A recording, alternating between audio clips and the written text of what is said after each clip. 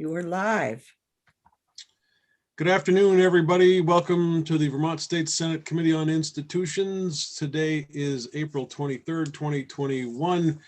I am Joe Benning, the chair of the committee. We also have with us Senator Mazza from Grand Isle, Senator Ingalls from Essex Orleans, Senator Parent from Franklin, and Senator McCormick from Windsor County.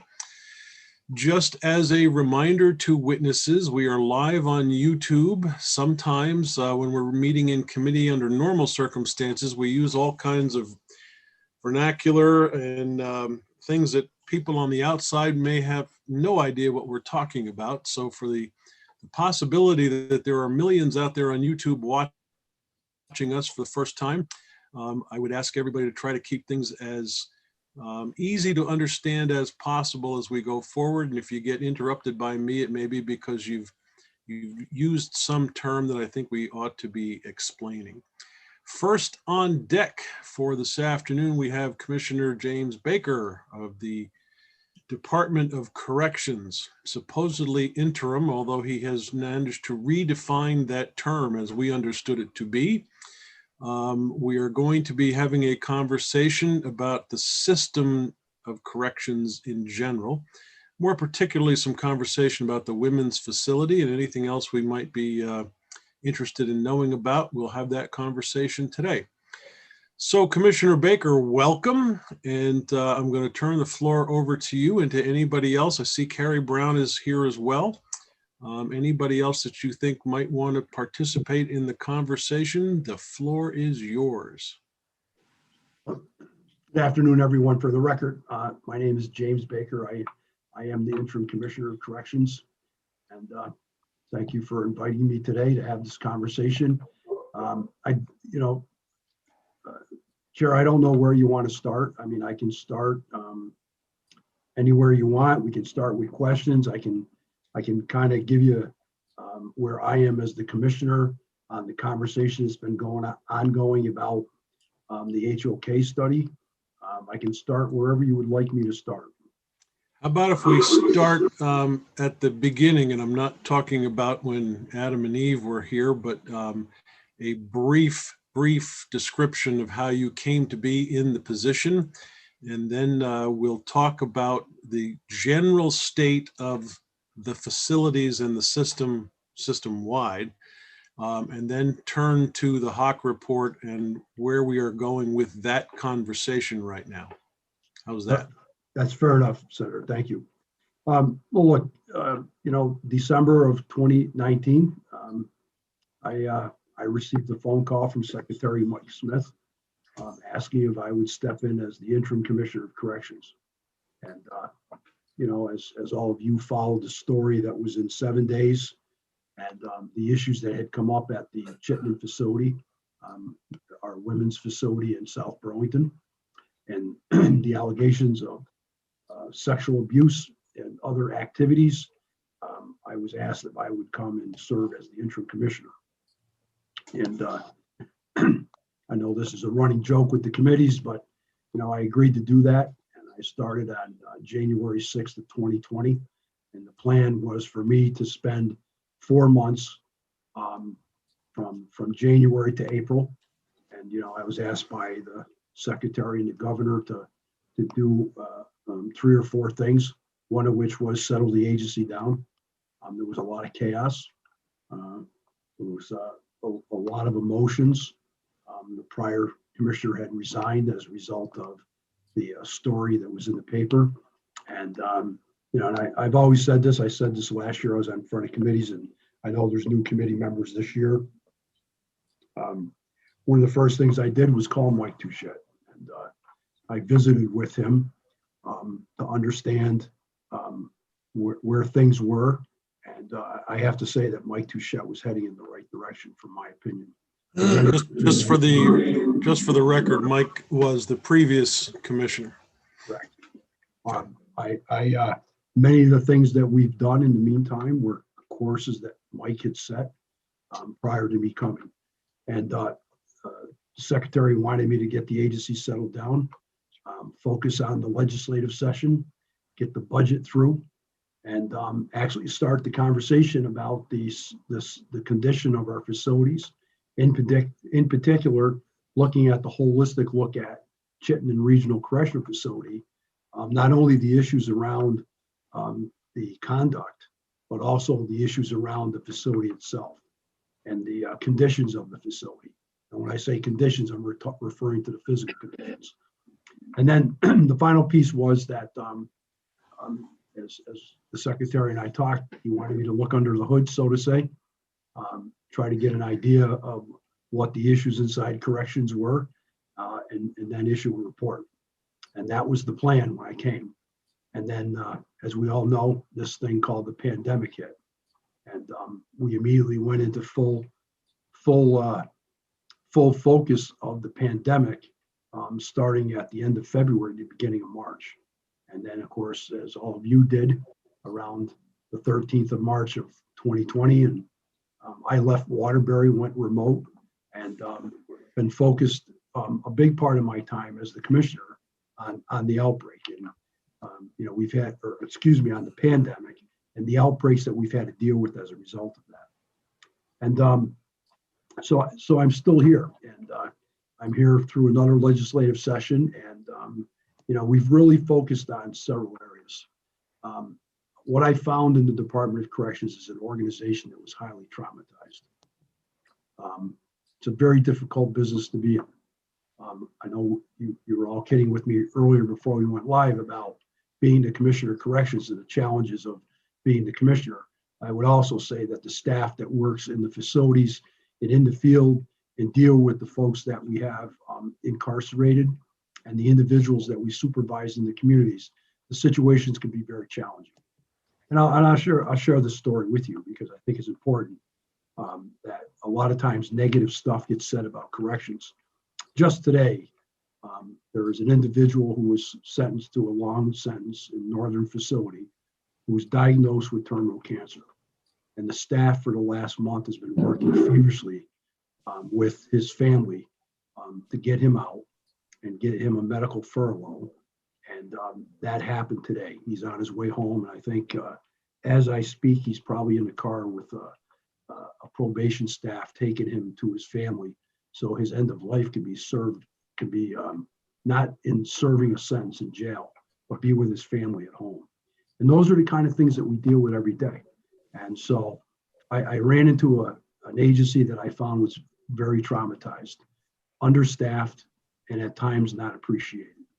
And a lot of my focus for the last years has been on the Chittenden facility, the report that was done by Downs, Racklin, and Martin. We're now starting to implement the recommendations in that report. But more importantly, I've been focused on building up the staff, developing a leadership team, and working on the culture inside the organization. And I've spoken at the legislature last year about a sexualized work environment. And I'm really happy to report that some of the stuff I was seeing a year ago, I don't see anymore. And we continue to work on that. We continue to develop the leaders.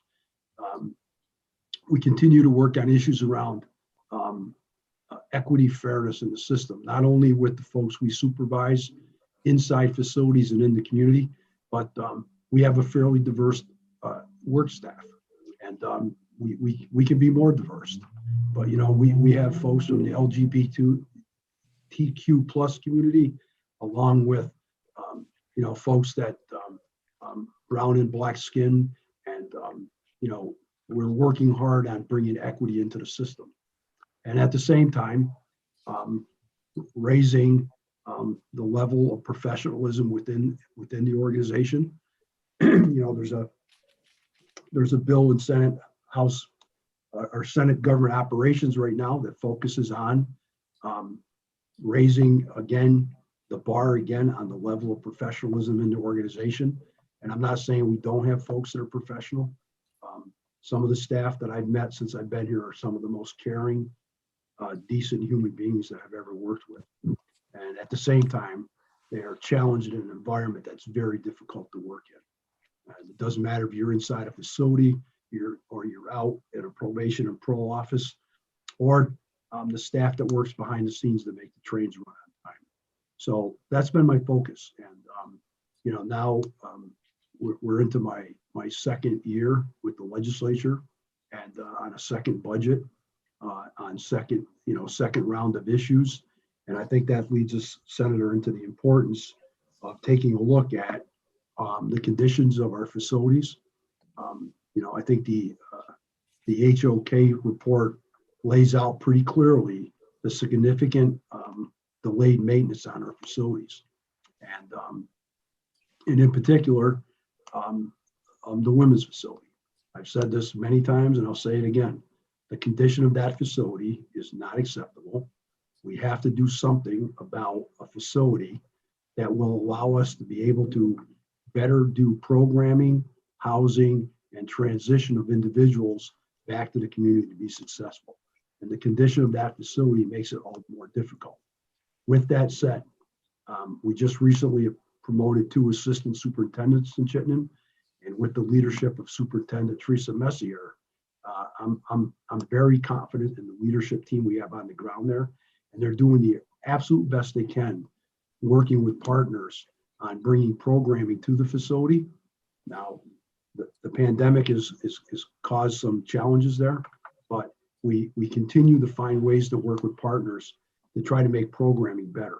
But the facility makes it very difficult to do that, the layout of the facility. So I'll stop there for any questions, comments, or challenges that folks may have about what I've said so far. Can you describe for the committee and for our audience the differences between trying to deal with men versus women, what unique programming needs they may need? Well, look, I think one of the things, out of respect for the women's facility and the folks that we have incarcerated there, everyone in our system presents unique challenges.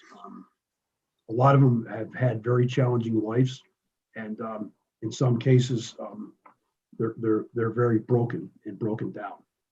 The reason why I believe that what we face in the Chittenden facility can be challenging is because women are traumatized in a very different way than men. Early on, I went and I heard some of the stories. I haven't been able to go back, and I'm happy to report that I got one more week. I got my second vaccine. I can't wait to get back out to visit the facilities.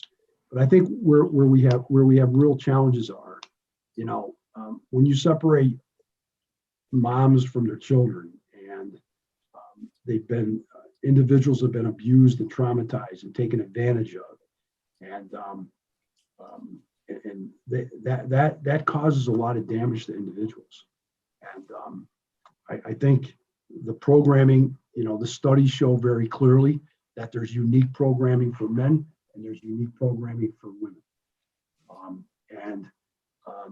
We've worked pretty hard in the last year, and they worked hard prior to me getting here to bring some of that programming into the facilities. We got into the facility at Chittenden. We have a long ways to go because, again, women become the subject of abuse that is much different than the abuse that men suffer as they go through life. And as a result of that trauma can look very different. And we've worked pretty hard in the last year on trauma-informed approaches, gender-informed approaches. And you have to acknowledge the fact that trauma looks different and how we handle it looks different. And so I hope I answered your question, Senator. Yes, I believe you did. There are some in the political world who would say there is no need to have secure bed space for a woman. And that's part of the conversation in today's world. Do you have any opinion on that? Well, look, I want to be careful not to talk in general terms about, the male population or the women's population, but there are women in our system that have committed and been convicted of some very serious crimes. And some of them, again, their backgrounds are just horrific to hear. And there are women in our system that are in jail for a very long time. And so, I mean, my question is, you know, if that's the conversation, what do you do with them? If you get to the point where you agree that you need to have a women's secured facility, then you need to have a women's secured facility that is designed and built and looks like an environment where you're treating people with dignity and respect. Because no matter what they've done in their life, part of our job, corrections do not, it's not our choice who comes to our custody, but it is our choice about what their experience is while they're in our custody. And that's where I take a look at what the Commissioner of Corrections does. So to answer your question, Senator, as long as you have folks that have committed crimes, no matter what the reason behind those crimes are, that a judge decides that they need to serve a jail sentence in a secured facility, then you've got to have a facility that is geared and equipped and has the environment that has got a level of humanity that we may not have right now in the facility we have in South Burlington. I'm not trying to position you awkwardly, and let me know if I do. Currently, all of our facilities for women at the moment happen to be one jail facility. But the idea of simply eliminating secure beds with the assumption that all women can be treated in an alternative environment, is that problematic given some of the people that are populating the jail? Well, you know, what I would say to that is that I know, listen, I talk with a lot of the advocates. I understand, you know, we sometimes agree to disagree. It's my belief as the Commissioner of Corrections, and I represent the administration's view on this, that we need a women's facility. We need a women's secured facility because of what I talked about before. And there are unique challenges that happen as a result of women who are in our system who are traumatized. And, you know, again, how did I get here as the Commissioner of Corrections? You know, the allegations are that some of the women that were in our custody were victimized again. And that requires, if you're going to have women in custody, it requires you to have a facility that's geared towards having a level of humanity and dignity that how you house them. So I don't agree with the fact that we do not, or we should not have a women's facility. So having said that, how many women currently do we have incarcerated? Do you know? I believe the count today was, I'm doing this from memory, I could look it up, but I think the count today was somewhere around 90. And can you tell me what that figure represents as far as the past several years? Well, what I'm told and going back and looking at the records, that this is low. In fact, our entire bed count right now today is 1223, including the 168 men that are in Mississippi. This is the lowest bed count since the early 90s. Okay. But I caution people that we feel, based upon the trends of the 5 years prior to the pandemic starting, is that this is a one-off, it's an anomaly. You know, because consistently we've had, you know, in the system somewhere around 1,500 folks consistently over the last 5 years. Now, reinvestment, you know, justice reinvestment has helped, and it has been a focus. And I know there's a lot of conversation about the bed numbers as the HOK report came out. And, you know, Senator, you and I spoke in a private conversation. And what I would urge people to do is just step back from the numbers for a minute and focus on the fact that where I am as the commissioner and representing the governor is we're talking about the first, no matter what you look at in that study, every one of the proposals includes replacing the women's facility. And I think that's where we have to focus right now. And as part of focusing on that, in the next year, with the capital budget, if signed and enacted and money freed up, that first $500,000 really needs to start focusing in on what does programming look like. And the reason why I'm being a little hesitant on numbers, I'm urging you all to be hesitant on numbers, is because, first of all, it's a little early to tell what the numbers are going to be once the courts start opening up. Number two, there are some individuals that we transition out of the facility that really should be in some type of transitional step down before they go to the community. And some of the folks that we're holding in a facility now could be in that transitional housing environment that's a little more controlled than a secured facility, with robust programming that would support them with better outcomes in the community.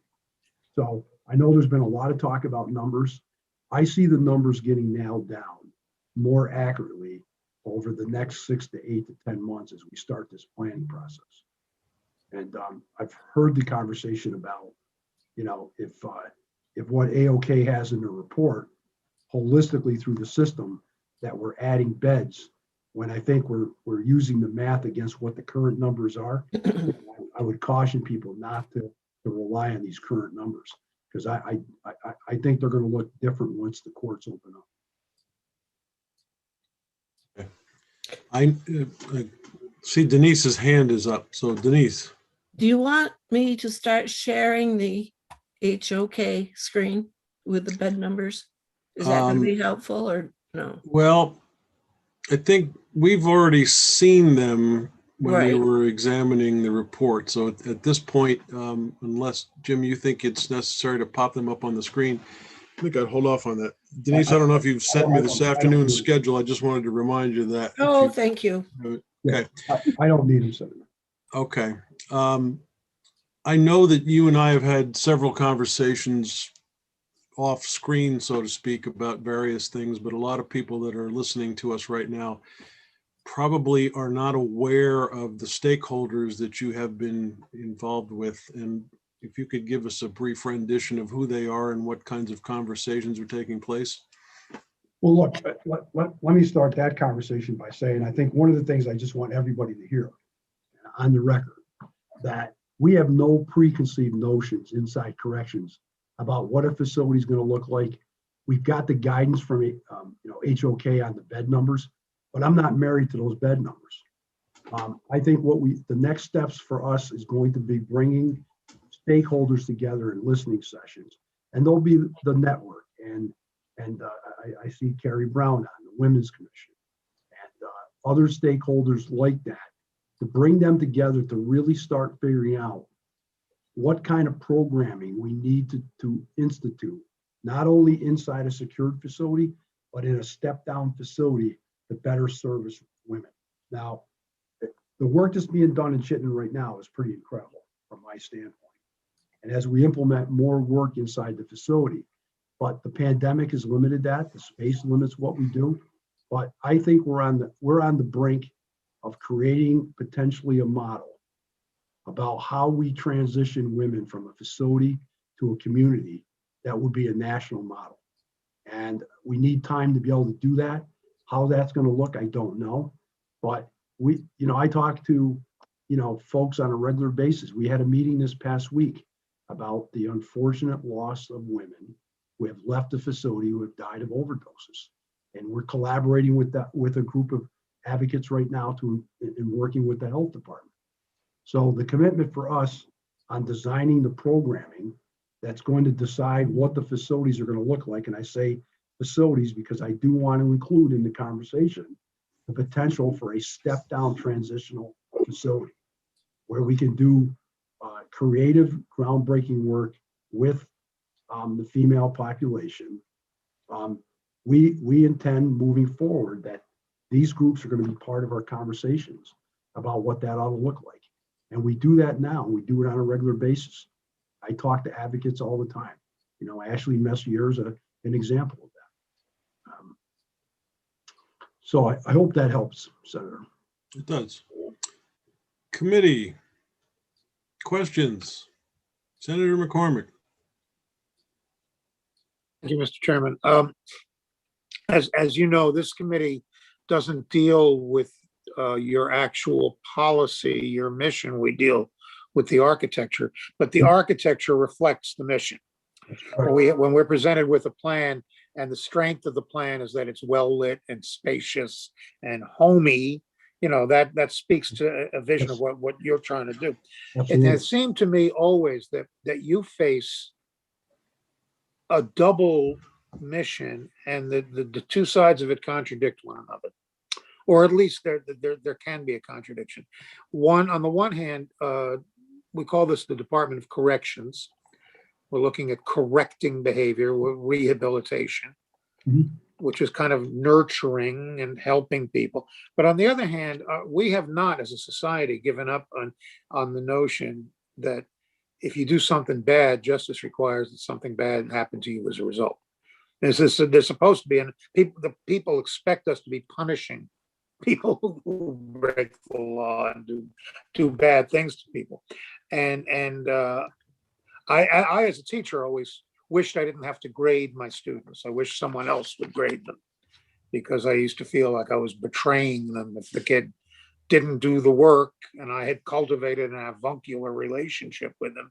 And now I give him a C- or worse, which is what he deserves. But nevertheless, it's sort of like a betrayal. So how do you reconcile the two? And I guess since the discussion right now is in particular on women, how do you reconcile the punitive notion of a jail sentence and the rehabilitative aspect of it?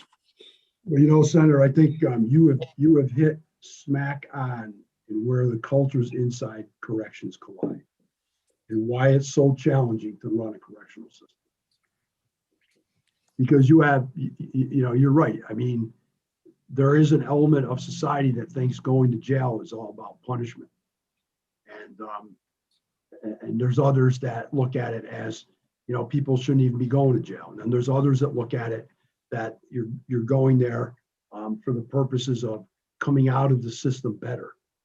And I think historically, and you all know my background. I mean, I'm new to corrections, and I describe this as I'm on the backside of the alley now, looking up the alley. 45 years of my career, I was on the front end of the alley, looking down the alley, feeding the system. And I have to tell you that anyone that's in corrections should not have the attitude or the thought process that our job is to punish people. Not our job. The courts make the decisions about who goes to jail. We decide about what that experience is like. And I get, and some of you may have heard me in committees, or I often get this when I'm talking to reporters. Well, what about the guards? They're not guards. There's a reason why we call them corrections officers. They're not guards. They're not there just to guard somebody while they sit inside a facility serving their sentence. We should be putting programming together that's cutting edge all the time. Never stop raising the bar to try to figure out how to best serve the population we have. Now, that sounds pretty good, doesn't it? But it's a lot harder than that, just because the people we have in our custody are pretty broken, and they've had very challenging lives. And my expectation of staff, and I'm sure if some of my staff is listening to my testimony right now, especially some folks that have worked a long time inside facilities, they may see it a little bit different. But I don't see my job as punishing people. Now, with that said, where the other conflict comes, we're supposed to work on taking people to be better citizens and transition them to the community. There is an element of punishment that happens inside jails around conduct that affects the safety and well-being of everyone inside a facility. And so we have this conflict. Then in the field, our probation and parole officers supervise people to conditions, and sometimes we have to take punitive actions to adjust that behavior. And so there is this colliding of cultures that makes it very difficult to settle on a focused mission inside corrections, if that makes sense to you. Yeah. Okay, just one last, this is more of a comment than a question, but I served on this committee over 20 years ago. and Commissioner Gorsuch. Dick Mazzo, Gorsuch? Do you remember? Yeah, and we had asked as then, what are the particular problems of women? And he said, well, they're mothers and they miss their children. And that's 20 years ago. I'm going to say the same thing now that I said then. My heart goes out to any woman who is away from her kids. It's a good point. Fathers miss their kids too. Absolutely. And we should be aware of that. In another life, I have gone into the jails to play guitar and did a Father's Day picnic. Absolutely. And there was a kid whose mother was driving him to the jail and had a flat tire and was late. And that guy stood there just staring at the door, waiting for his kid. It was absolutely heartbreaking. So just as one example, I mean, I agree to Senator. And let me make this comment because I know the committee's up against time and I want to be respectful because Carrie Brown's on the agenda as well. When we start talking about women's transitional housing, I see it as an opportunity for us to design the exact same concept, probably different programming for men. Why are we talking about the women first? Because the women's facility needs to be replaced first. Eventually, I think corrections should be talking about transitional housing for men as well. And yes, that every man that has a child has a right to see their children as well. And I agree with Senator. Yeah. okay, thanks. Senator Ingalls, you're muted, Russ. Commissioner, thanks for coming in. You have a way of explaining all of that, which I appreciate very much. The pandemic has probably got the numbers down in the prisons. Do you expect 25% more women to go back into the women's facility or a number of that once the courts open back up? You know, I don't know, Senator. I really don't know because, you know, there's so much up in the air. And you all know this because this conversation is going on about how far behind the courts are. I think this is part of what we have to be cautious about what I know this, that number more than likely is going to increase. So when you see in the report 144 beds, in some ways that's taken a standard of over the last 5 years and trying to best estimate. That doesn't mean we're married to 144 beds. It means that all they did is take what was an aggregated amount over 5 years of what the average was. So it's hard to predict what it is, but it was pretty consistent over a 5-year period. Now, with that said, the work that we're doing on some of the justice reinvestment work could potentially impact the number. But again, we're trying new academic-based programming that will in fact make a difference or not. You know, it's yet to be seen. I imagine that if we said right now, build a new prison, we're probably 3 years away.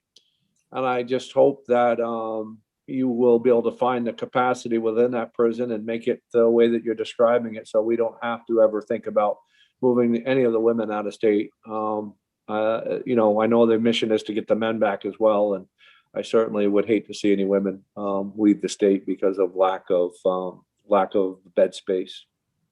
Yeah, look, I've been on the record saying this, 6 more of the men are coming back from Mississippi on Monday. It'll put us, I believe, at 162 down there. I talked to the families of folks that are in Mississippi, and it's hard.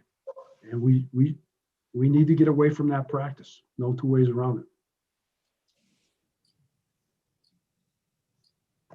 Any other questions? Don't mind my background phone. It's my car warranty apparently is expired again. I have to. It'll go off in a second. Any other questions for the commissioner? Commissioner, anything else you want to say? No, I appreciate your time. And the last thing I would say, Senator, is that the real work about deciding what this is all going to look like is going to start in partnership with BGS. You know, once we have the capital budget in hand and we're moving forward. And you have my word, and I want Carrie to hear this too, and anybody else that's listening, you have my word that how we go about doing this is going to be inclusive, including focus groups and working with advocates that have a say in the way this should look. Well, I hope that system works a lot quicker than me trying to get Bobby Starr a new committee room. But I'll leave you with this question. When you got that phone call from Mike Smith a long time ago, just out of curiosity, did you actually have caller ID at the time? You know how this works, Senator. I got a warning ahead of time that I Mike Smith may be calling, and I also think that there's somebody on the committee that may have had a hand in this, and he knows who it is. I want to thank Jim Baker for taking this. This is a tough job, and he's a perfect person for this job at this time. There's a lot of challenges. I can recall when the women's population was in the 30s, 40s, and that's grown considerably over the years. And that facility was never made for the folks that are in there now. It's not even near what it is, and that it really has to be replaced. And I think that's what everybody's looking forward to. And where, when, and how, it's going to be the question. But it certainly needs a facelift after being there 50 years or so. Thank you, James. Thanks, Senator. Well, I don't want to have your head built up too much, but you should know that I'm now approaching, in fact, this is April, right? So I've been an attorney in the criminal defense world for 38 years. And I have constantly through the years heard bad things about whoever is in charge of the Department of Corrections. And I will have to say that since you've come aboard, I have not heard one complaint. That's right. For whatever that's worth, I hope you take that and have a good weekend. I appreciate that, Senator. And I just have to say this. That's because I have the privilege of leading, and I said this earlier, some of the most decent, empathetic human beings that I've ever met that do this work. Not all, we have our problems, but I get to be their cheerleader. And because of their work, you get to be able to say that about me, and I appreciate it. Well, good on you and good luck in future endeavors. Carrie Brown, welcome to Senate Institutions. Sorry to, I don't know whether you were anticipating having to sit and listen for this length of time, but I was looking forward to sitting and listening to the commissioner, actually. So glad to no hear problem. you say it. Well, the floor is now yours, so welcome. Thank you. Thank you. For the record, I'm Carrie Brown. I'm the executive director of the Vermont Commission on Women. And I really appreciate the opportunity to come and talk with you today. As many of you probably know, the Commission on Women has had the interests of incarcerated women really near the top of our to-do list for quite a long time. And I really wanted to come and address the process, the planning process that's happening now, or that's about to be embarked on, with looking at a new facility, with looking at reentry facilities, with looking at that HOK report. Of course, we have plenty of things to say about current conditions and what's happening in the facility and all that, but that's not so much what I want to focus on right now. I really kind of want to be talking about this planning process. I will share with you, we have a policy that's kind of our official position about corrections and women in corrections, and I'll just read it to you so you know where we're coming from. It's that the Vermont Commission on Women supports legislation, policies, programs, and initiatives that provide women equality with male prisoners in facilities, programs, services, and geographic placement, while also considering gender-specific needs and the needs of the children of imprisoned women, as well as community support systems upon release. That's been our policy for quite some time. I'm not going to tell you that there shouldn't be a prison for women. And I just wanted to make that clear, that we have a diversity of opinions in our advisory organizations is not the policy of the Commission on Women, that no woman should ever be in a secure facility. So we're much more concerned with what happens when they are. And we're very interested in keeping as many women out of that position as possible, but I think that's a common goal that is pretty widely held. So our, some of you also may be aware that back in 2012, we published a paper that we just called the White Paper, that was in partnership with the Vermont Network Against Domestic and Sexual Violence, Mercy Connections, Lund, Vermont Works for Women, and somebody else that I'm probably forgetting. And it was responding to the conditions at CRCF. This was within the year, the first year that the women were moved there. And every once in a while I go back and I read that paper again. And many things have changed and many things have not changed, but the basic message that this is not a facility that works for the people who are in it remains the same. And so I'm very encouraged that there seems to be widespread agreement about that at this point. So then kind of the question is, what do we do going forward? So I mentioned our advisory council. We have 27 organizations that are formal members of our advisory council. A number of them are really concerned with and working with women who are incarcerated, so such as the Vermont Network, Vermont Works for Women, Mercy Connections. The Girl Scouts are actually part of our advisory council. And I don't know if any of you remember, many, many years ago, there used to be a program called Girl Scouts Beyond Bars, where the Girl Scouts would actually go in and do programming in the women's facility. This was when they were, well, certainly when they were at Windsor and perhaps when they were in Swanton as well, I'm not sure. So there have been all kinds of interesting things that have happened over the years with our partners. We also regularly go into the facility and hold listening sessions with the women who are there. We have at times received many letters. It seems to go in waves where it sort of becomes known that people can write to us. So residents will write to us and tell us about things that they're experiencing. And we also we work with partners such as the Vermont Criminal Justice Reform and Vermont Justice Coalition, Women's Justice and Freedom Initiative. And Commissioner Baker has come to our meetings many times and is a pretty strong ally in this work with us.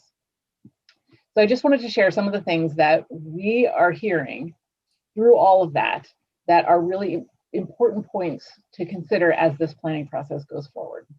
So the first and one of the most important ones is one that Commissioner Baker addressed right at the end, and I appreciate it so much, that stakeholders will be involved in the planning. And this is, I just can't emphasize enough how important this is, that the people who are most affected by this need to be at the center of deciding what to do about it.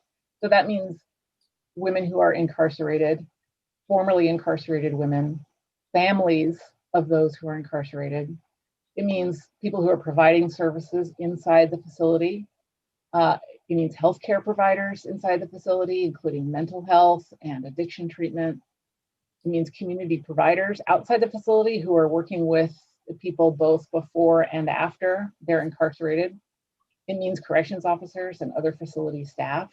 And this is something, again, that I know Commissioner Baker seems to have a good understanding of, that I'm not sure has been a commonly understood issue for a long time, but that what an incredibly challenging job that is to do well, and how difficult it is to bring your best self to work and to create the kind of culture with the people who are incarcerated that you want to when you're facing your own challenging work environment. So that's very important.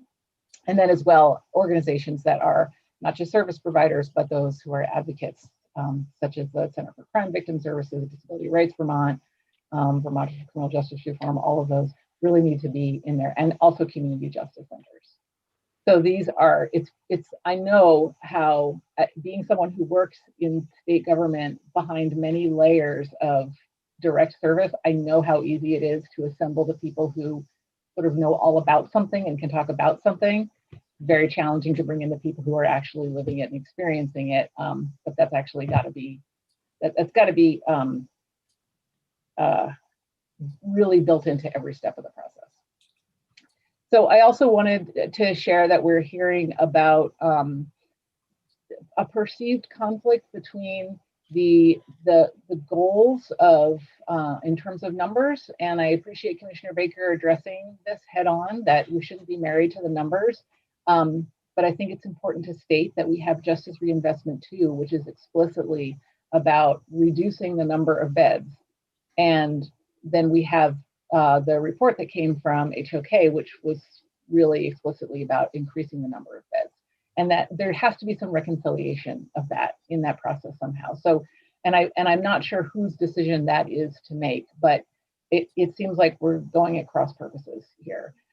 If we assume a certain level of growth and we're basing it on pre-pandemic numbers, we're missing an opportunity to find out how is it going with the numbers being reduced so low. We have a lot of people in the community right now who would otherwise be in prison because of the pandemic.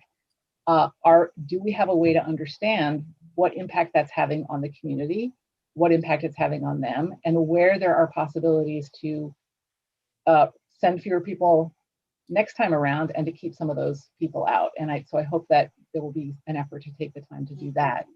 But if we are assuming a constant level of growth, then I'm not sure how you plan to build facilities to accommodate a constant increase.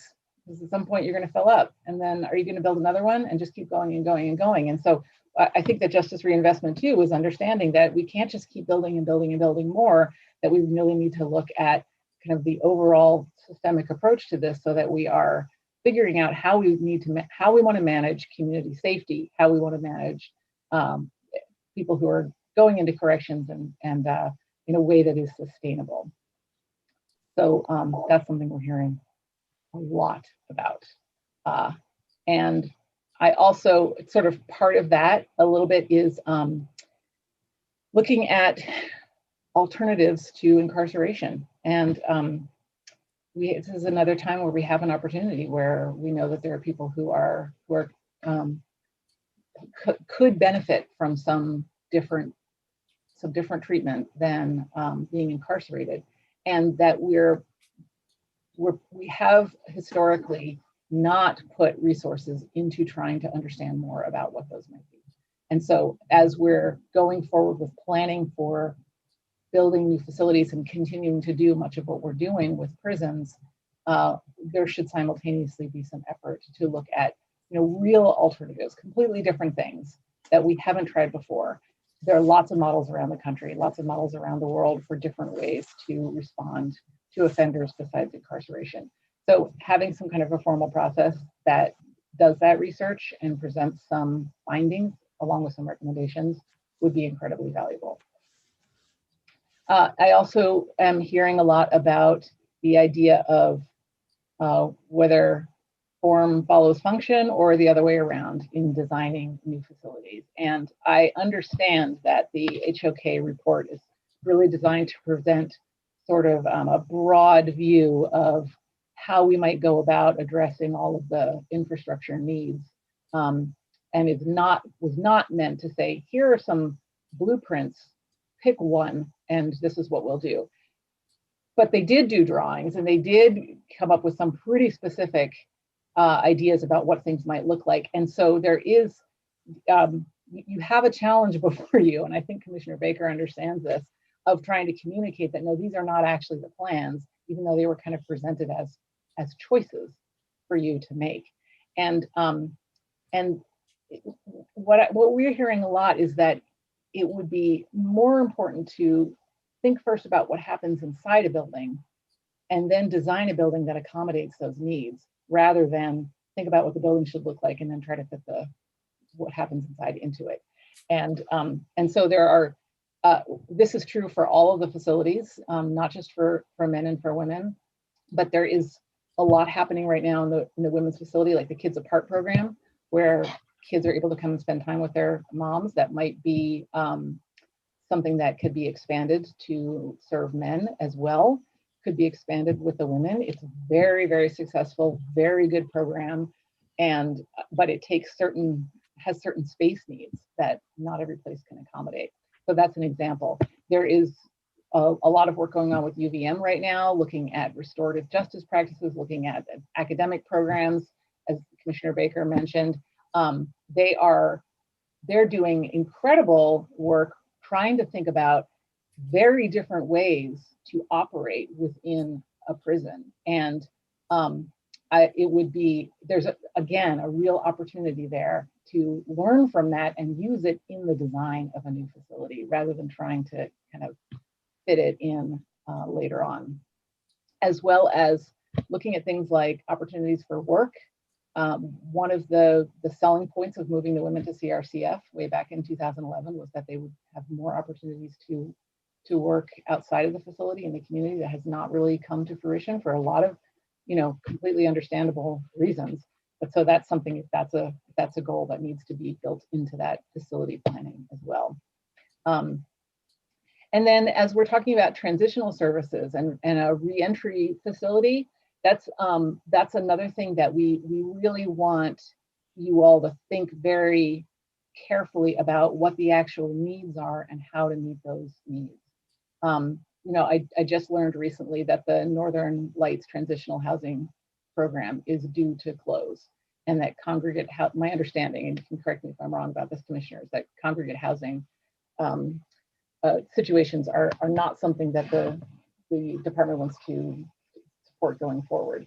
And so if that is combined with a simultaneous planning to build a reentry facility, to build a transitional facility, that's again an area where it's not clear what the unifying thinking is there, is whether to provide services to people before they go out and live in an apartment on their own, or whether to provide the resources and support they need to be able to make that transition well, and how to do that.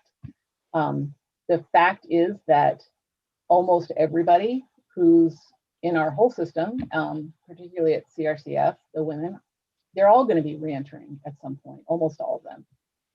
And many of them there's a number of them who are there for a long period of time. There may be a couple who are not going to be reentering, but most of them are. And so thinking about transitional services is something that has to happen for almost everybody there, and so if you pull out some of them and say, we're going to put you in this different kind of prison, which is a possibility for what a reentry facility could look and feel like, and we will provide you with the transition supports that you need, but the people here in the regular prison won't get that. I think there's it would be important to think about a rationale for that, and to do research about what other states or what other places are doing and how that's looking. There's a lot of ways to provide transitional services, whether it's halfway houses, a dedicated facility, whether it's transitional housing like the Northern Lights program, and to take that time to think about what it is that the state is trying to accomplish with that, and then plan for a way to do that. And also to understand how that all works for people who are there for very short sentences, because that's the other thing that happens a lot with the women, is they're just there for a couple of months, a very short amount of time. And so how that is all integrated. Okay, so those are kind of my major points. I would say that, to sum up, the important things that to keep in mind going forward are to require a planning process that prioritizes those who are most affected by incarceration, to create a formal study committee that would research alternatives to incarceration, to direct that planning process to include research and recommendations into meeting the programming, health, and transitional needs of residents, and designing facilities of all kinds around those needs. And then also to direct the planning process to align its goals with those of justice reinvestment too, in whatever form that takes. So that's what I have. Thank you for the opportunity to share that with you. Thank you. Dick McCormick, I'm not sure if you've noticed, but I keep popping off the screen for some reason. The wind's blowing here in Lindenville, and I think I keep losing my internet. So if you could keep an eye out if I happen to freeze up and take over, I don't know what, I hope it won't happen anymore. But anyway, committee, any questions for Carrie? I see you stumped. Senator McCormick. Thanks. Yeah, just what are your red flags? What do you want us to, what possible pitfalls do you want to warn us about? Yeah, I mean, I You've think, made a very positive presentation of what you think is good. What's bad that might be out there?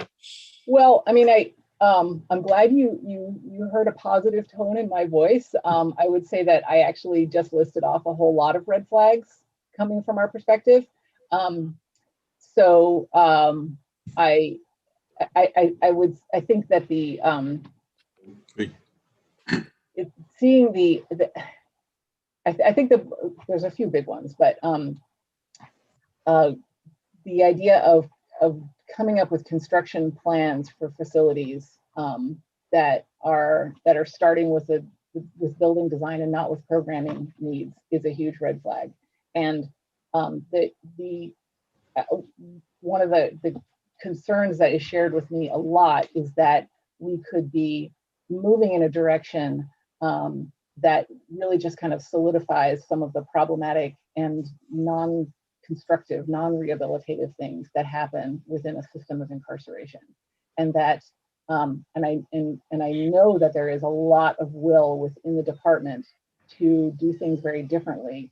But if we build a facility that is, the same kind of building, just nicer, it doesn't support those kinds of fundamental structural changes that we would really like. Okay.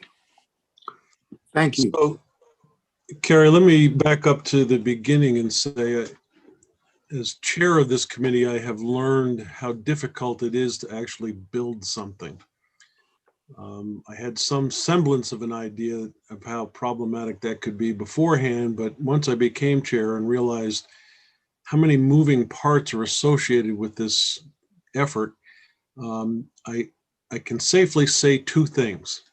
One is all of us have come to the consensus that the current facility needs to come down. So that's one good step. The next is that we have to have identified specifically the number of beds that are going to be necessary and what form of beds before we can get to the next step, which would be actually planning some kind of brick and mortar to accommodate the needs for those two elements. So I think we are still a long way off from coming to that conclusion. But right now, at the end of the day, I can also say, eventually it will be up to this committee and our counterparts in the House to decide where and how to build that brick and mortar. So I appreciate your comments. It gives us a lot to think about. We may obviously have the commissioner and you and any other stakeholders back as we continue to walk through that process. But it's become very apparent to me, we are still a couple of years anyway before a shovel hits the ground.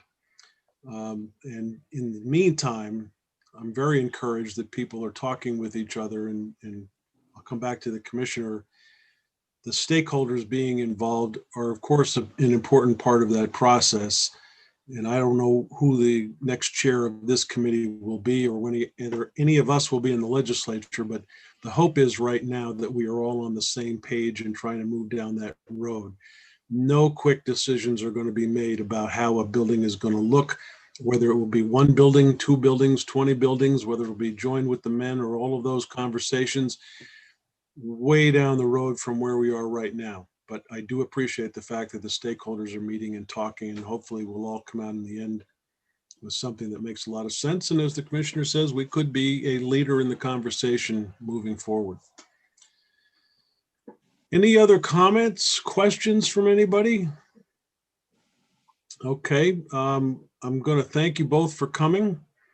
I am 100% certain we'll be having you back again. But in the meantime, enjoy your weekend. Thank you very much. Take care, folks. Committee, we're about to shift gears to the bill that is currently before us, with Senator Pearson having brought it to our attention. But before I get there, I've just received a note that the Appropriations Committee has voted out our capital bill and removed Section 25. Section 25 is involving water and sewer infrastructure. It was one section before the one we about.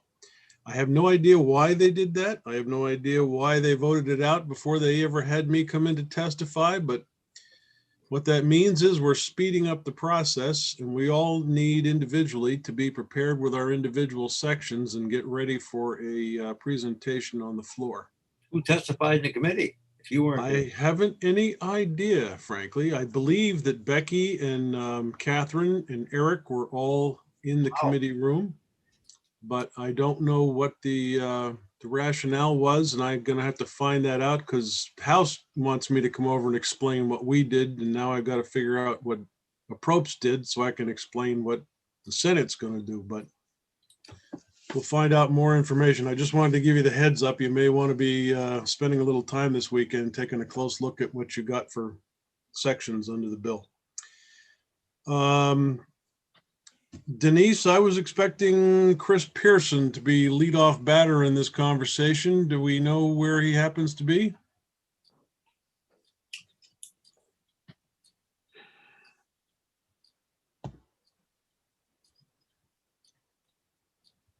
Denise, are you out there?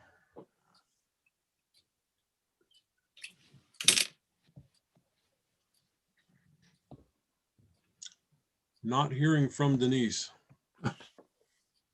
Gone home too. We're not far behind her. She left with Pearson. No, I'm here. I'm talking to you by being muted. I'm on another screen. I had to get back to this one. It takes a few seconds. I will commence sending him out some emails. He has agreed as of today for this meeting. So Is there any S-136 up on the screen? that's what I was trying to do. When I was interrupted, what would you like me to do first? Track him down or do 136? I'd like you to get me a very large gin and tonic, and then we'll go Boy, from there. I know, it's summer, isn't it? Not today. Well, Dick's got chip ice here in a few minutes. Oh, boy. Well, my wife and I have Friday night date night tonight. I We know. decided to go over to Sarducci's for dinner. Oh, Might stop in at the I- State House to see what it looks like. I want to let you know that the veal parmesan there is fabulous. No, I'm sorry, it's the veal Marcella. Veal Marcella. Yes, that's wonderful. Okay. Only get garlic mashed potatoes. Oh, yeah. Mhm. All right. Russ and I are going to McDonald's. Again? Okay. Happy meal time. You should go to Burger King for crying out loud. Maybe Wendy's? I hope we get a little prize. You got the Happy Meal coming again. When you're a real estate or grocery, you can't afford anything else. No. Don't you Yep. feel bad? Chairman, if it wasn't date night, I'd offer to join you. I live right across the street and would highly recommend the chicken parmesan. Oh boy, that would be good. Yeah, chicken parmesan. Well, I'm sort of partial to the baked sausage myself, but we'll take a think about it. Make your wife order something that you like, Joe, so that way she'll finish it with something else. Well, the fun part about Friday date night is it's always her treat. So Oh, wow. Oh, for what that's worth. I try to keep it cheap, but every once in a while she decides to jack up the wow. bill somehow. Ooh. Must be My, paydays. Mm. My bride is making us a roast chicken tonight. Oh, that's the best. That's the best. That's So roast. we're out of carrot. We're out of carrots. So we got to adjourn this meeting on time for me to go out. I do the shopping. So Yeah. Well, I'd like to get Senator Pearson in here to introduce his bill. Larry and Madam. Oh, sorry, here he you comes. guys- Okay, there we go. Here he comes. Well, good afternoon, Senator Pearson. Hello. We are here to talk about S-136 for your benefit and for the benefit of our two witnesses. I'm going to back up the train just a little bit and give you my pre-meeting speech. The YouTube focus on this is somewhat mysterious because we have no idea how many people are out there that may be watching. We like to think it's millions who are totally enthralled with what we're talking about here today. It could be nobody. But as a committee chair, I try to stress to all the witnesses that when we gather and have a conversation, we are all normally used to being inside the building and talking in a way that we all understand the vernacular and whatnot. But for the benefit of our prospective audience, I try to keep things at a 50,000-foot level and start with a very basic introduction of who you are and how you came to be in the position you are in and how you fit into this particular bill we're talking about. So when we get underway, if you should happen to use some acronym. Oh, Joe froze. Or if you freeze, Okay, go right ahead. am I acting chair? Go ahead. What I was gonna say is talk so commoners can understand what you're saying. Sure. Okay, There you go. Cut through the chase. I will There you go. do my best. I've heard that speech many times. Chris Pearson, Senator from Chittenden County, and I got to be here because I got more votes than the next guy. And I got to be here in front of you all with this particular bill because you know I work with Larry Mcquinn and others from the laborers and generally try to promote worker welfare. And I don't have a lot of expertise on this bill, but if it suits you, Mr. Chair, welcome back. I'll just give a real quick overview of what we're trying to do here. Does that make sense? Sure. I was expecting Ledge Council to do a walkthrough, but I don't think that's happening today. Well, I won't do the walkthrough so much as just offer a few thoughts unless you want, but there's probably better experts for that. We're facing this moment where we will have recovery money, we have potential infrastructure money coming from federal dollars. We always have our ongoing capital bill, as you are all expert with transportation and other priorities of the state where we are ourselves causing jobs to be created and doing construction. So what this bill is attempting to do is to look at the safety trainings for folks, particularly in the construction world. And so it mandates an OSHA 10 training, which is designed to help workers identify, correct, and avoid potential workplace hazards. This is, there are currently 8 states that have this type of requirement, including Connecticut, Massachusetts, New Hampshire, and New York. It's a tool that can be used to make workers more knowledgeable about their rights related to workplace safety and health and overall workplace hazards. The construction industry has the highest number of fatalities per year out of any industry. And the OSHA 10 training is a very small investment in the workforce that can go a long way to keeping our workers safe and also keeping companies in compliance from being fined for violations that could be avoided. This training that's entertained here can be done online or in person. And just as an example, I understand online courses start at like $40. So this is not a heavy lift that way. Chris, can I just interrupt you and ask Denise if you could mute yourself, because we're hearing whatever you're talking about. Moans and groans. Okay. Thank you. So that's about all I've got, Mr. Chair. It's interesting timing because we are likely to push out federal dollars that allow more ambitious construction and those kinds of heavy equipment and exciting infrastructure work, and maybe a good time to look at our workplace safety requirements and join our neighboring states in this mandate. And that's really all I don't know a whole lot more, but I appreciate the time of you all taking a look at this and trying to decide if it's the right thing to do. I hope you'll be able to give it serious consideration. Okay. Well, thanks for coming in. We're going to turn it over to our other two witnesses, and let me double check my schedule just to make sure I'm not talking out of turn. Can I ask Chris one question before we leave? Sure, go ahead. Yeah, I read you said something about one of the highest rates of accidents. Is that a Vermont statistic? Because boy, No. you don't hear it in Vermont, because let me tell you, the jobs that I look at through transportation, they are every morning, every afternoon, they go through safety courses. So I wondered why does it affect Vermont differently?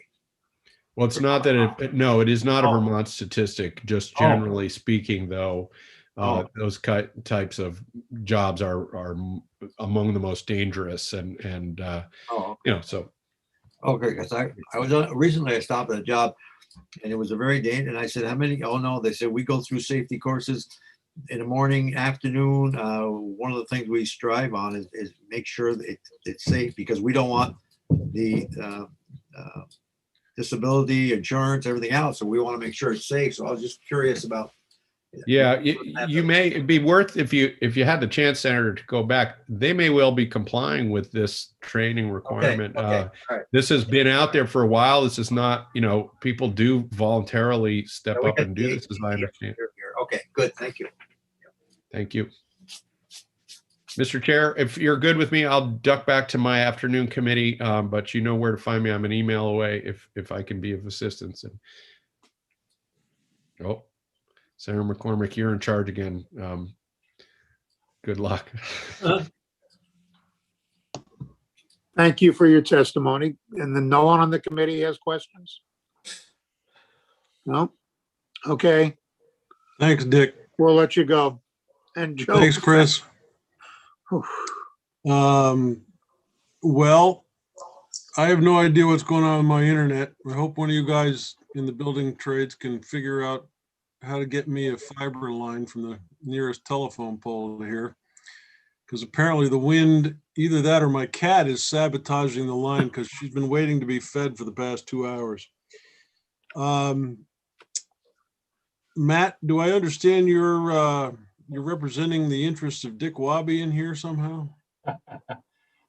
Well, I'm always representing the interest of Dick Wabi, as well as the Vermont General Contractors, the Associated General Contractors of Vermont. You just made the mistake. Now you're last. How's that? Chairman, I would absolutely love to go last. Larry, welcome to Senate Institutions. We do like little subtle humor here. I hope my screen's holding up for the time being. But welcome, and the floor is yours. So I'm Larry Mcquinn. I grew up in Winooski, graduated from Winooski High School.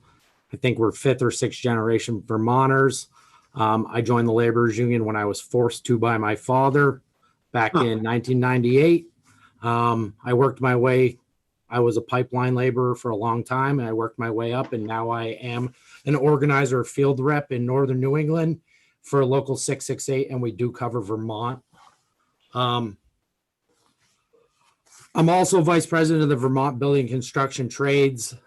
We're here to support S-136, myself, the laborers union, and the building trades and their members. I'm going to go through some statistics for you. And maybe it doesn't happen in Vermont, but it happens because accidents happen, and that's really what this is all about. In 2019, there were 5,333 workplace fatalities throughout the United States, which equals about 15 deaths a day. And we'll break it down a little more to you. That's every 99 minutes, a worker dies in this country. It may not happen in Vermont. In Vermont, since 2017, 15 workers have died. Not all of them have been in construction, but this stuff does happen. And it's also fair to assume that, like today during the first shift, 5 people have probably died. And then we'll go to the construction industry after that. In 2019, 1,061 workers were killed in this country, which basically amounts to 20% of all deaths. 2019 construction deaths were the highest since 2007. And I don't know if it's because workers aren't trained as well as they were in 2007, or we can take it. But this bill would require an OSHA 10 for public construction. And the OSHA 10 is simply a 10-hour training that teaches construction workers the basics of safety on construction sites and how to identify and remediate those hazards appropriately. This requirement in the long run, you'd think would help contractors too, because a safer work environment means less money paid in workers' compensation insurance. I think opposing this bill would just to say the safeties for workers in Vermont is really a bad thing, because in my opinion, one injury, one death is one too many. Like Senator Pearson said, right now there's 8 states throughout the country that have these laws. 7 of those states also apply this to all municipal work also. Many of the constituents you guys have are workers, that work in the construction field. And S31 is a bill that could help all of those constituents go home every night to their family, because that's what we're all doing. We work so we can go home and take care of the rest of our life.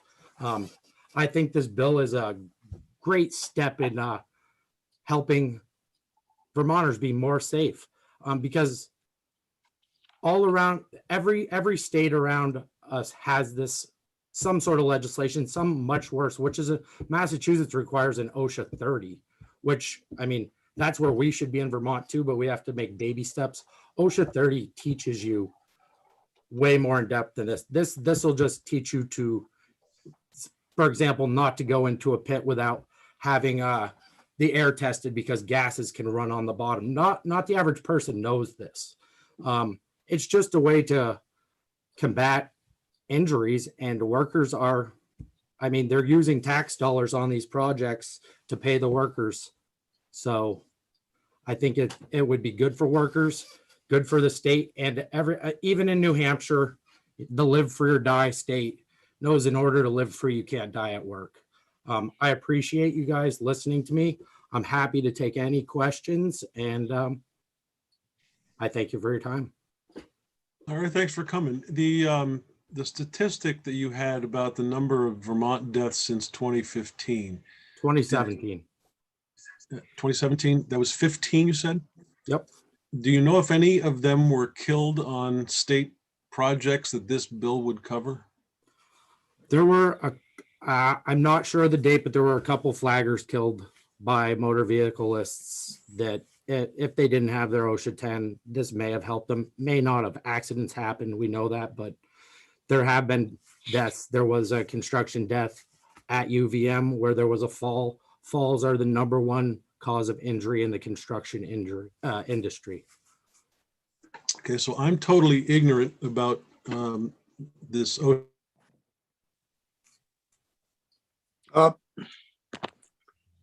I think we can guess what the question was before the chair went blank. But you're using terms OSHA 30, OSHA 10. I'm guessing that Senator Benning was asking you what those are. Well, OSHA is the Occupational Safe and Healthy Administration. It's a government agency. It's a 10-hour course that the government has put together, and it goes through the basics of safety, how to prevent injuries, and it was very beneficial, just to say. And the 30-hour course is just 30 hours of time that you spend doing this course, and it goes way more in depth. And I can tell you from experience, I'm lucky. I've been injured at work, and it could have been a lot worse. if I didn't have my training.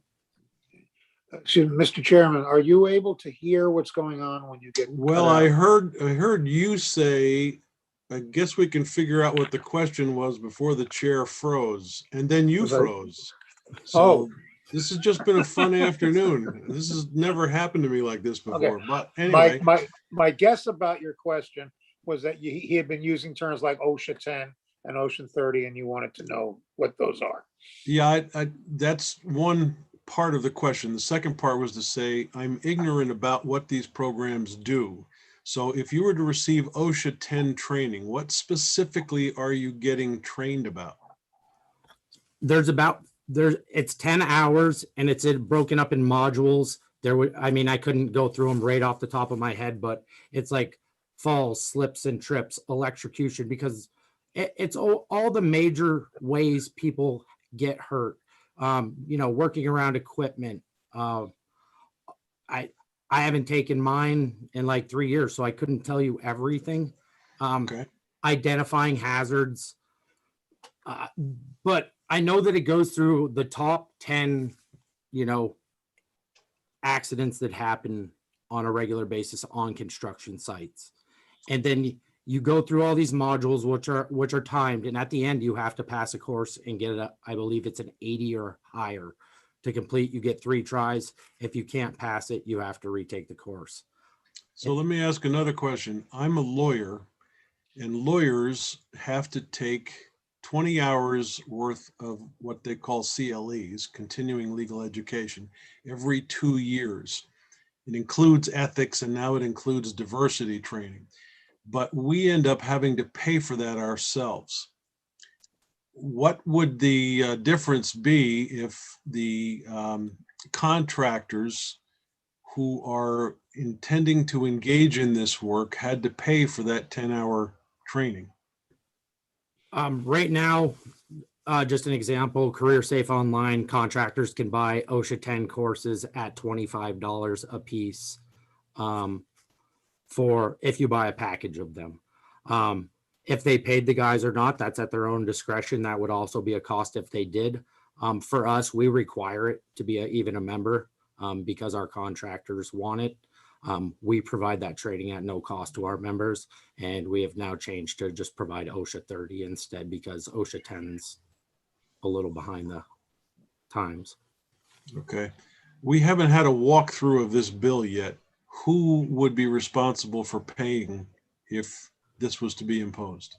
I don't believe that is in the bill at all. Like Okay. not saying that it would be on the contractor or the employee, but I may have missed that. And All right, we'll have to take a deeper dive on that question if we decide we're going to go forward. I want to hear from Matt and see what he's got. We're going to hear from Matt. Anybody else any questions for Larry, or Larry, anything more you wanted to say? no, it's just a simple safety training. And I think if you can invest this into your workers, then it doesn't say much for you as a company. And that's my personal opinion. It's a very small thing to, one accident is going to cost a company way more than the $25 that you're investing in an employee. Okay. Appreciate you coming this afternoon. Thank you. Matt, first thing before I get knocked off the screen again, whenever you see Wabi again, tell him that I offered you my condolences. Well, But welcome to Senate Institutions. well, thank you, Chairman and committee, for having me. My name is Matt Musgrave. I'm with the Associated General Contractors of Vermont. I believe you instructed us to let you know how we ended up here. And the way that we ended up here is somewhere 6 or 7 years ago, I picked up a hobby of advocating with a trade organization that I worked with on their government affairs committee. And eventually they offered me a job, which eventually led me here to the Associated General Contractors in an advocacy role here. And I'm happy to be here. I just want to address 2 quick comments real quick before I get into my testimony from the other witness. And I know Larry, we grew up in the same area. We share a lot of the same friends. I'm from South Burlington. But I just wanted to address number 1, the road deaths that he mentioned from last year. One of them, Senator Mazza, you're probably very familiar with me approaching your committee related to the death of James Alger. which was at the hands of an intoxicated motorist. Right. And so in that scenario, safety didn't mean a thing. It was law enforcement That's we right. need to have in our situation. The other death that occurred last year, and I don't know best how to put this. I'm not mentioning the individual's names, but it had nothing to do with construction. It was on the ride home and someone fell asleep in their car after hours. And I'm not at liberty to talk about the activities beforehand. So respectfully, we don't have a major problem in Vermont with worker deaths in state projects. I've been with this organization for 3 years. We work with VOSHA on a regular basis, not only when there are complaints, but when James Alger was hit, I was the one that answered the phone. I was the second call after the police were notified on that. So we're well aware of what's going on here in the state of Vermont. The other thing I wanted to just answer really quickly, Chairman, is the state would be paying for this training. 100% would be paying for this training. We have a workforce challenge here in Vermont that no employer in their right mind will turn around and ask an employee to pay, whether it's the inexpensive online course or the $300 in-person course. That's something that an employer will pick up and they will bill back to the state through contracts. So that would be something that you'll have to consider with your BGS contracting, with your Forest and Parks contracting, and with your VTrans contracting. So I just wanted to clear those two things up, and I'll get going. So the Associated General Contractors of Vermont, we're in the trade organization for contractors and construction workers in Vermont, representing both the horizontal builders, which are your road and bridge builders, as well as your vertical builders, which includes commercial buildings, state buildings, federal buildings, and we even have some residential members. We're the leading provider of this training that you're talking about in the state of Vermont. We are a U.S. Department of Labor certified OSHA and MSHA, which is the Mine Safety and Health Administration certification.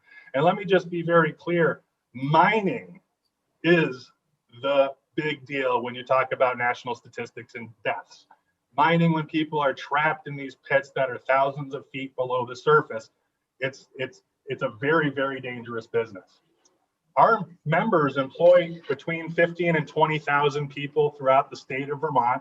And these jobs, I mean, it's really hard to hear that, you know, we don't care about these folks because we offer jobs that pay way above the livable wage with benefits that exceed most other industries, and the family nature of these businesses, it's remarkable. When I see the things that these companies put into their employees in terms of outreach, respect, training, and safety, is really hard for me to hear talking to you from the safety outfit in the state of Vermont that these employers don't care. It's just not true. We also work with AOT, BGS, Agency of Ed, as well as DOL to deliver these trainings and services to the state. We specifically audit, evaluate, and provide certifications for many programs attached to our career technical centers as well as Vermont Tech programs. A short list of the programs that we offer here, which are specific. They're not 1 hour, brief flyovers. They're half-day, full-day certifications. And those include confined spaces, crane operator, electrical code, fall hazards, respirator protection, first aid, all of the MSHA and OSHA certifications, traffic control technicians, fire code. We also work with heavy equipment operator courses, supervisor and estimator trainings, the National Construction Curriculum education, and more. We don't support requiring the 10-hour OSHA course for state construction projects. We believe it's a solution looking for a problem.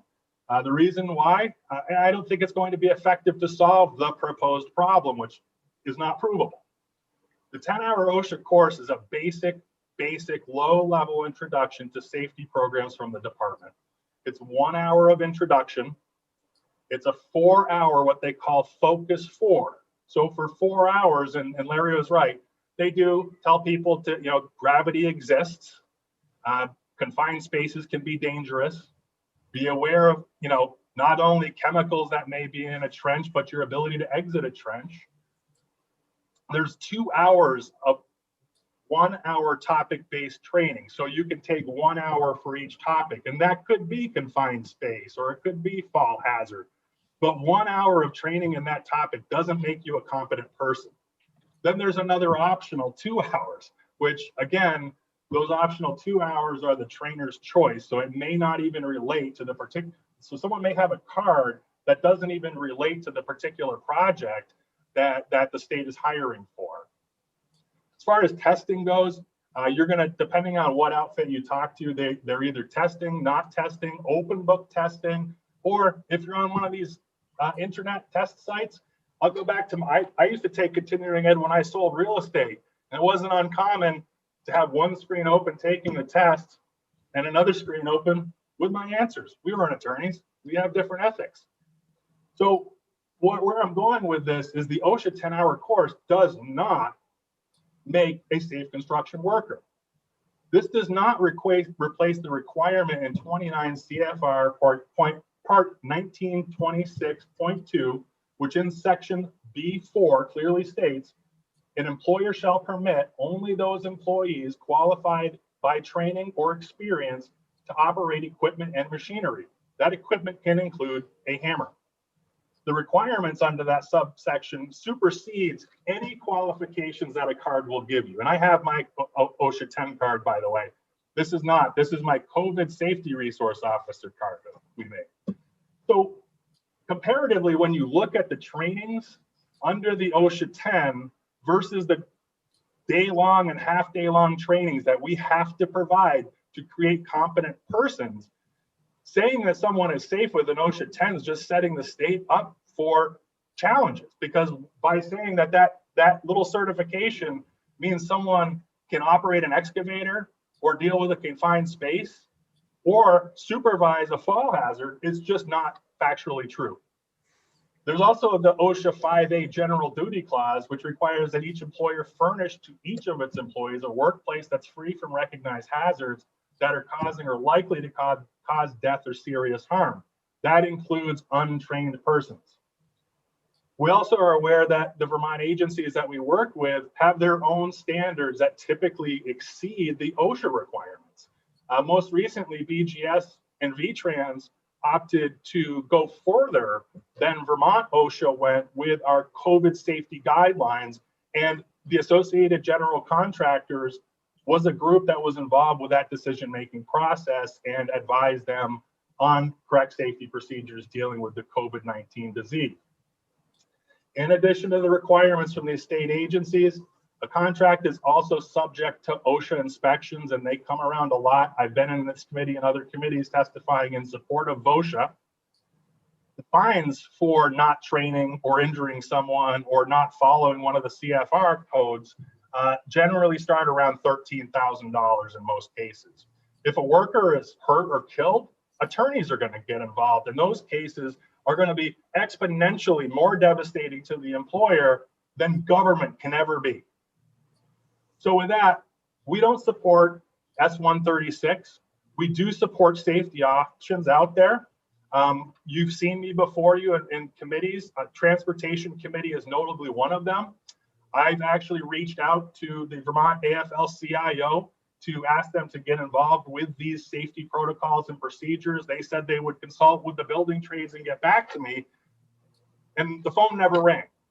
Similarly to when we put together our COVID safety return to work plan, I also extended the same invitation to David Van Dusen, who was going to relay the message on to the Building Trades Council. My phone didn't ring then either. I'm completely happy to work with these folks towards reasonable safety goals, but the OSHA 10 card isn't one of those things that are going to make workers safe in Vermont. So thank you. Committee questions? Senator Mazza. I've been involved with transportation for many, many years, and we've done the Middlebury Tunnel and the, I think it's the Woodstock Bridge. Is that the one down there? We just completed, I don't know how many millions of dollars. And I asked specifically the question about safety, and they said, oh, no, we don't start this job until safety. It's a daily requirement. Because I said, how many people are injured on this job, on that big bridge? Zero. Wow. I said, that's fantastic. And I ask that question all the time, Middlebury Tunnel. But when you get involved with traffic and you get involved with drunken drivers, I think we need a course about that, of how do we correct driving while intoxicated, how we eliminate that. So I'm just wondering where the problem is here, because boy, I'll tell you, dealing with transportation, they emphasize safety, safety, safety every corner we take. So I'm just curious to see where it's coming from. Anything more, committee?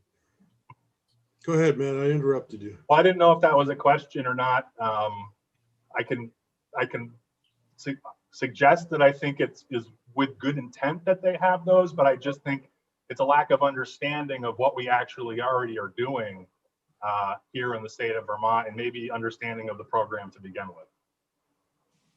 I didn't see it as a question myself. I kind of saw it as a position statement from one of our community. That wasn't a question. I'm just stating for the facts about transportation, because when I hear of an accident sometime, it involves a driver that's been under the influence or fell asleep or whatever, because that you can't classify that as a problem with the safety program, because they're doing their job.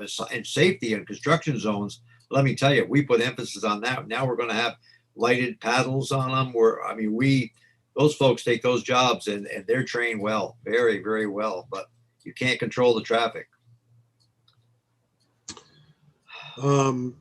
Matt, do I understand you go before the Senate Transportation Committee? Frequently. Next time you see him, would you tell that chair that I gave you my condolences for having to do that? My pleasure. Anything else anybody wants to say? Okay, I appreciate you coming. Have a great afternoon. We're going to do some talking about this and figure out where we want to go, but that ought to do it as far as testimony is concerned. So thanks for coming. Thank you very much, and happy to come back if you want to flesh this out more. And I would certainly recommend reaching out to the departments that would be involved, because we have been in communication with them. Okay. Thank you much. Thank you. Committee. I don't know whether you want to have any discussion on this. I told Senator Pearson basically that we would give him an overview presentation. I think we have an understanding of what the bill is, even though we haven't done a walkthrough on it. Anybody want to make any comments? I think that they probably already have everything covered in what that bill is asking to do, is my opinion. I think the supporters of the bill might want an opportunity to respond to the testimony we just heard. I've got to admit, the testimony we just heard is pretty compelling, but the supporters might want a chance to rebut. Well, I'm trying to decide whether I want to continue the conversation. This is coming from a union issue, I suspect. I not that that's any different, but I just don't know what the problem is. I mean, if there's one thing that I compare with a lot of different projects throughout the country and other projects, and boy, this state is so safety oriented. It's unbelievable. It's just fantastic, and I don't know what the problem is. I don't know what we're trying to address. I think we're already doing a better job, and then so God. you grab some other states in it. Well, the other states are doing it. Well, that's fine. You know, that's fine. But But maybe they have the problem that we don't. But you know, I know a lot of people in the construction business, and safety is number one. And accidents will happen. And accidents will happen, but they don't seem to be happening much. Senators, I'm not arguing with either of you. I'm not saying you're wrong. I would like to hear from the supporters of the bill what they say. Who's a supporter? Well, I mean, for one thing, the union. We just heard from it. Then we were issue with the union. It's a union issue, and that's yeah. I want the facts. You know, I don't want just because you have to. You belong to the union. I want to. You're a worker on a job, and people like I just interviewed the contractor on a 95-foot bridge with hundreds of employees for 3 years, winter and summer, and I heard from over and over, because that's a question I asked: how many accidents you have?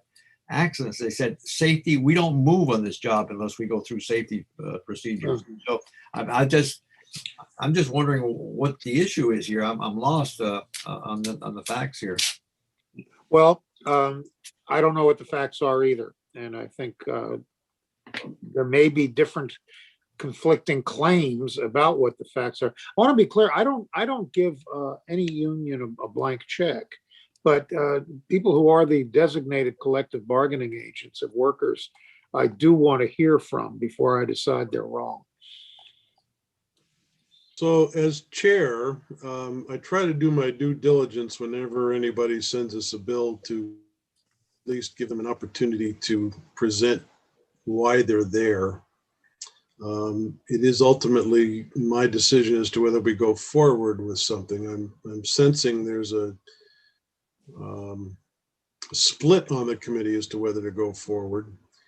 And I guess I'll take, when we get Corey back into the equation, we'll pick up a little bit more conversation. I'm not going to bring in any other witnesses. I just want to flesh out whether we should go forward on the bill itself. We are also obviously approaching the end of the session. Yeah. This bill did not come to us before crossover, so we're talking about something that can be picked up next year if there's real interest in having it pursued. Mr. Chairman, I could accept that if we have an agreement to at least take a look at it next session.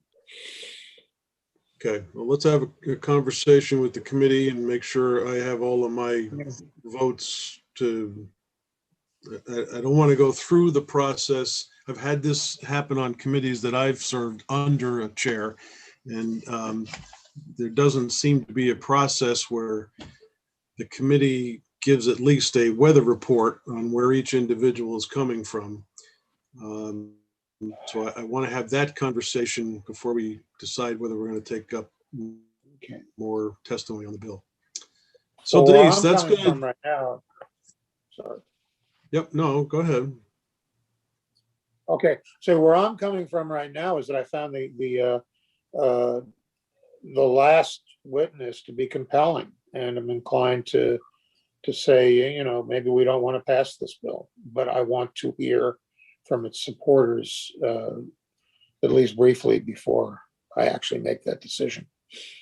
Okay, well, we're going to bring Corey back into the equation at some point, and all five of us will have some more conversation about it. I don't want to bring in witnesses before we have that conversation.